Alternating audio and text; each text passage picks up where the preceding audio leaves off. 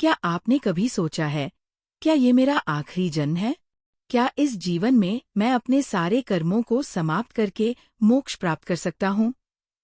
हिंदू दर्शन में मोक्ष को आत्मा की परम स्वतंत्रता माना गया है, जब आत्मा जन्म और मृत्यु के चक्र से मुक्त हो जाती है।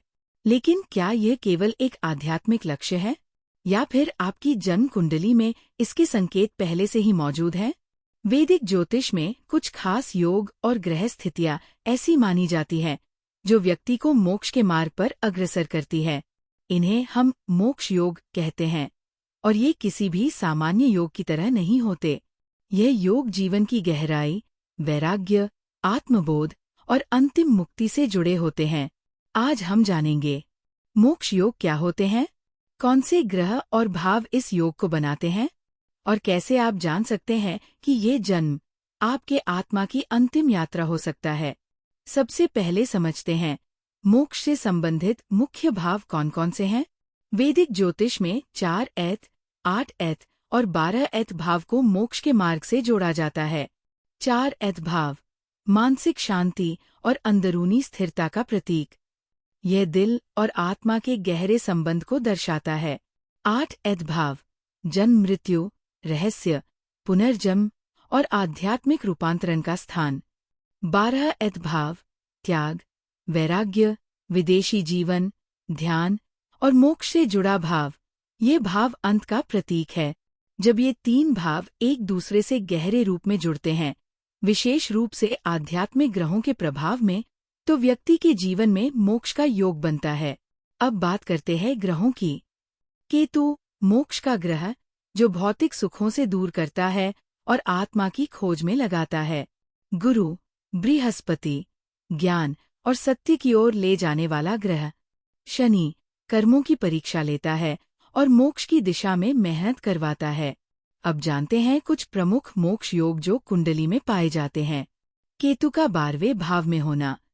जब केतु 12वें भाव में होता है, तो व्यक्ति को वैराग्य, ध्यान और परलोक की तरफ झुकाव होता है। ऐसे लोग भौतिक सुखों से जल्दी ऊब जाते हैं और आध्यात्मिक जीवन अपनाते हैं।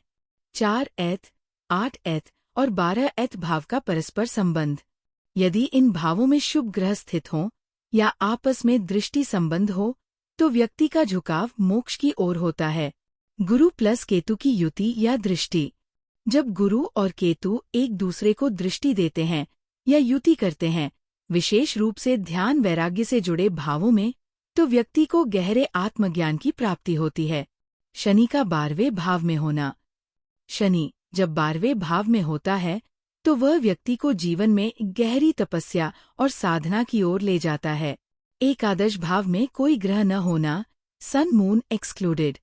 यदि आपकी कुंडली में 11वें भाव में कोई प्रमुख ग्रह न हो, तो इसका मतलब है कि यह जीवन आपके लिए मुक्ति का द्वार बन सकता है, क्योंकि 11वां भाव इच्छाओं से जुड़ा है और उसकी शून्यता वैराग्य का संकेत देती है। अब सवाल ये उठता है, क्या हर मोक्ष योग वास्तव में मोक्ष देता है? इसका उत्तर सरल नहीं है, क्योंकि मोक्ष योग का अस्तित्व ये दर्शाता है कि आपकी आत्मा मुक्ति की ओर अग्रसर है।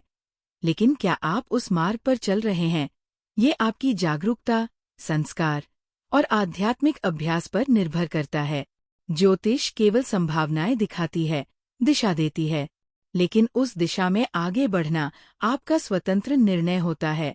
मोक्ष योग वाला व्यक्ति अगर भौतिक सुखों में डूब जाए, तो वो अवसर चूक सकता है।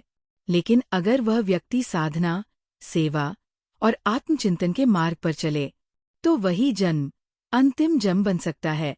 अब आइए बात करते हैं कुछ उदाहरणात्मक कुंडली संकेतों की। अगर आपकी कुंडली में केतु, गुरु और शनि 4 एत, 8 एत या 12 एत भावों में स्थित हैं, तो ये गहरा मोक्ष योग बनाते हैं। यदि चंद्रमा कमजोर हो और मन सांसारिकता से उब चुका हो, तब व्यक्ति मोक्ष मार्ग की ओर बढ़ता है। कुछ विशेष D20, विमशंशा और D12, द्वादशंशा चार्ट में भी मोक्ष योग दिखाई देता है, जो आत्मिक स्तर पर संकेत देता है कि ये जन्म विशेष उद्देश्य के लिए है।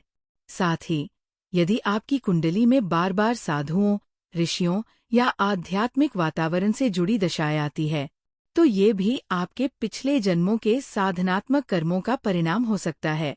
तो अब सवाल ये है, क्या यह आपका अंतिम जन्म हो सकता है?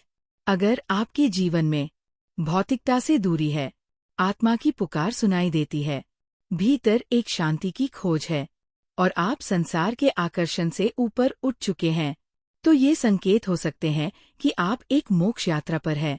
आपकी कुंडली, आपका व्यवहार और आपकी आत्मा तीनों इस बात को मिलकर तय करते हैं।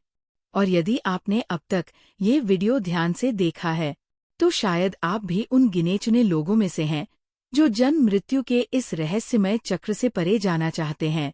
यदि इस विषय ने आपके मन को छुआ हो, तो वीडियो को लाइक जरूर करें और कमेंट करें, मोक्ष ही मेरा लक्ष्य है। ऐसे और गहरे ज्योतिषीय रहस्यों के लिए डेली भक्ति चैनल को सब्सक्राइब करें और बेल आइकन जरूर दबाएं।